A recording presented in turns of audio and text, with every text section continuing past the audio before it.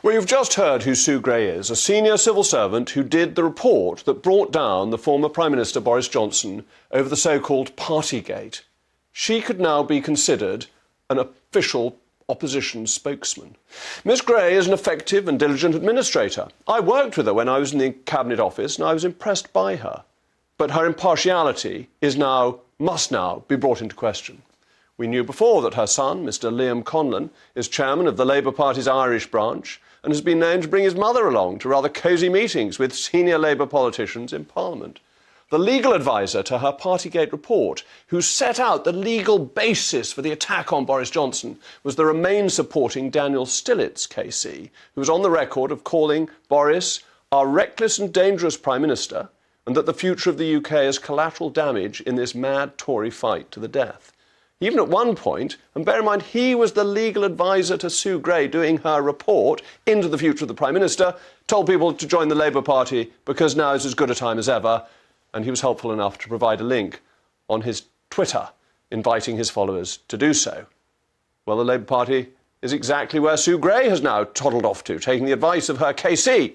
If you're not content with simply paying £5.25, 5 guineas incidentally, monthly fee, for a nice, shiny, laminated membership card in the post, she's gone straight to the top, being appointed as Sir Keir Starmer's Chief of Staff.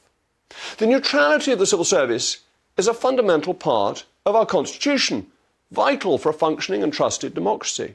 Now, Brexiteers have been criticised for saying the civil service was part of the blob and wasn't impartial, but now everyone can see why.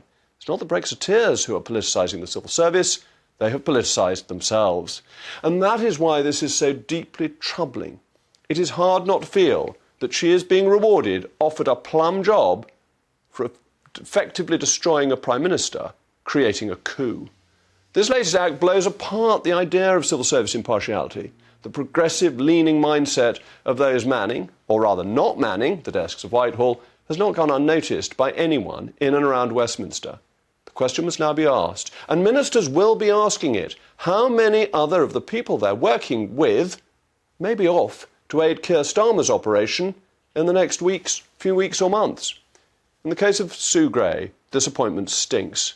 Her report brought down the First Minister of the Crown, who had a majority of 80 from the electorate, brought down by a bureaucrat who now turns out to be backing the Socialist Party. This appointment invalidates her Partygate report and shows that there was a socialist cabal of Boris haters who were delighted to remove him. The former MP accepted her two reports on the strict understanding that she was impartial, and that now looks wrong. No confidence can be placed in the evidence she secured or passed the police, or, now relevant still, the Privileges Committee in respect of the gatherings in number 10. So instead, there should be an investigation into her and to her appointment. We should have an inquiry into what she has done and her contacts with Labour whilst she's been a civil servant, particularly those with the office of the Leader of the Opposition. In the meantime, a COBA, which made me wait 3 months before becoming a broadcaster, should look at its systems and should block her appointment until the investigation has been completed.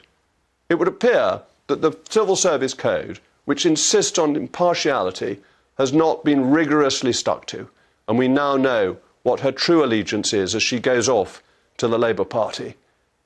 Can anyone go from impartiality to partiality so seamlessly?